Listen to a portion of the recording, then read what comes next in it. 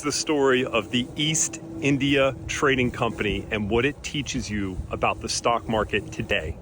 The East India Trading Company was a company that was formed in England in 1600, and it was literally chartered or signed into existence by Queen Elizabeth I.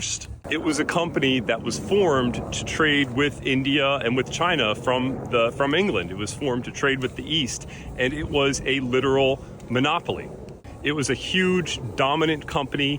They were involved in an unbelievable list of different terrible things, from slavery to starting wars to exploiting the countries that they were in. They had an army that grew to be over 260,000 soldiers, which was double the size of the British Army at that time. And they used this army to gain influence and to basically take over large territories of land. The East India Company was dominant for hundreds of years, but eventually they ended up going too far. They started an enormous rebellion, a large war in India.